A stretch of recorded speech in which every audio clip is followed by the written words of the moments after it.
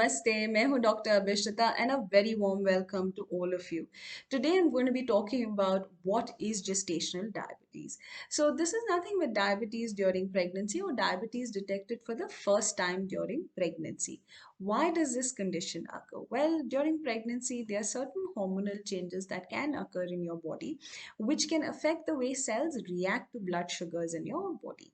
Now, there are, of course, certain risk factors also that can predispose you to diabetes during pregnancy. These could be being overweight, obese, or having a sedentary lifestyle, or having unhealthy eating habits, or a very strong family history of diabetes, or a past history of polycystic ovarian syndrome, or pre-diabetes, or gestational diabetes, or delivering a child whose birth weight has been more than 4.1 kilograms in the past could all be certain risk factors that can predispose you to gestational diabetes during pregnancy.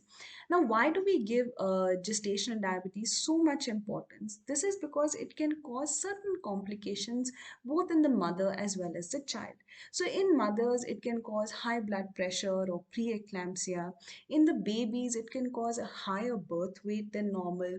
It can also cause low blood sugar after delivery. It can cause breathing difficulty in some babies after delivery. And that's why it's very, very important that we detect diabetes during pregnancy early and treat it fast. Now, how do we diagnose this condition?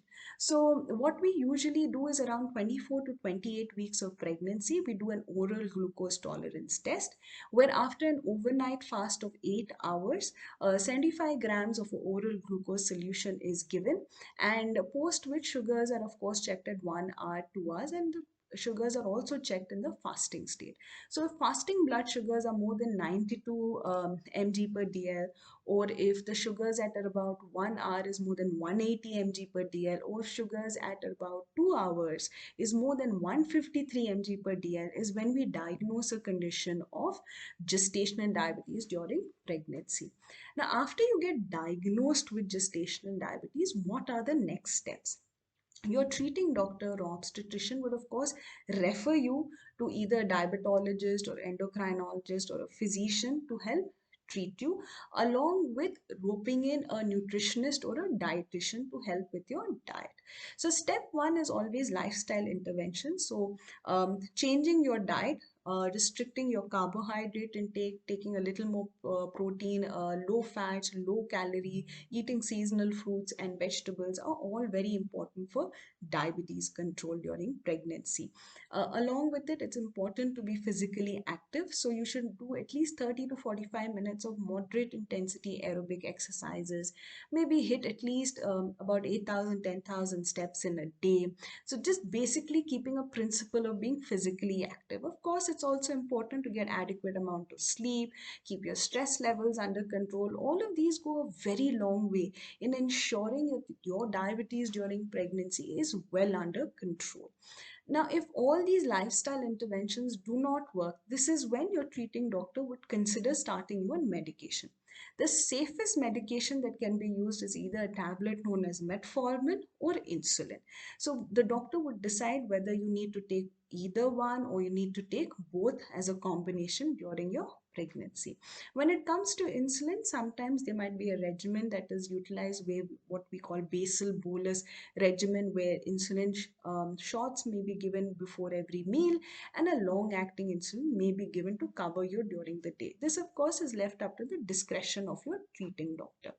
Now, it's very, very important that when you're undergoing treatment for diabetes during pregnancy, lifestyle interventions as well as medication go hand in hand. You cannot do either one or either. Both go hand in hand to ensure your blood sugars are kept well within control. So this is in short about what is gestational diabetes, how what are the risk factors that can predispose you to it, why do we give it so much importance, how do we diagnose it, how do we treat it. This is in brief about gestational diabetes. If you have any further questions or doubts, you can feel free to get in touch with us anytime or leave any comments or questions below the video, and we'll try our best to clarify any doubts that you have regarding this condition. So thank you very much. Bye. Don't forget to like and share this video. For more such videos, do subscribe to the MFine channel and hit the bell icon to never miss any update.